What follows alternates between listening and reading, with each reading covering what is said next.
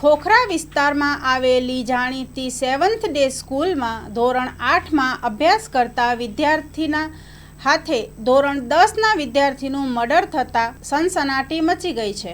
ધક્કામુક્કી જેવી સામાન્ય તકરારની અદાવત રાખીને વિદ્યાર્થીએ ચાકુથી હુમલો કર્યો હતો। તેમાં ધોરણ 10ના વિદ્યાર્થીનું મોત થઈ ગયું। વિદ્યાર્થીના હત્યાના પગલે વાલીઓમાં જબરદસ્ત આક્રોશ જોવા મળી રહ્યો છે। આક્રોશિત વાલીઓએ 7th ડે સ્કૂલને તાળાબંધી કરી હતી। સ્કૂલોમાં બાળકો સુરક્ષિત ન હોવાનો વાલીઓનો આરોપ। વાલીઓએ સ્કૂલને જવાબદાર ગણાવી હતી અને ટોળાએ શાળાના દરવાજા તોડ્યા હતા।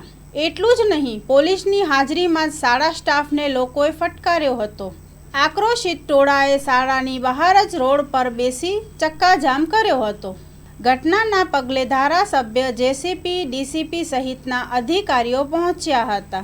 2000થી વધુના ટોળાને વિખેરવા પોલીસે હળવો બળ પ્રયોગ કરવાની ફરજ પડી હતી। મણિનગરના ભાજપના ધારાસભ્ય અમૂલ ભટ્ટે 2 હાથ જોડીને લોકોને વિનંતી કરતા કહ્યું હતું કે અમે રાજ્ય સરકારમાં તમારી જે પણ રજૂઆત હશે તે તમામ રજૂઆત કરીશું અને અત્યારે હાલમાં પણ અમે રજૂઆત કરી દીધી છે। મૃતક દીકરાની અંતિમ યાત્રા તમામ લોકોને હું વિનંતી કરું છું કે અંતિમ યાત્રામાં જોડાઈ વાલીઓને જે કોઈ પણ રજૂઆત હશે તેને અમે રાજ્ય સરકારમાં રાખશું અને ચૂંટાયેલા પ્રતિનિધિ તરીકે અમે તમારી વચ્ચે અહીંયા જ છીએ અને અમે અહીંયા જ રહીએ છીએ। જ્યાં પણ તમને જરૂર હશે ત્યાં અમે હાજર રહેવા તૈયાર છીએ। Story report by Jignesh Makwana, Ahmedabad. વાલીઓએ અનેક રજૂઆત કરી, આજે એક વાલી નથી, આજે 20 વાલીઓ બોલી રહ્યા છે। વાત મારી પાસે પણ આવી છે।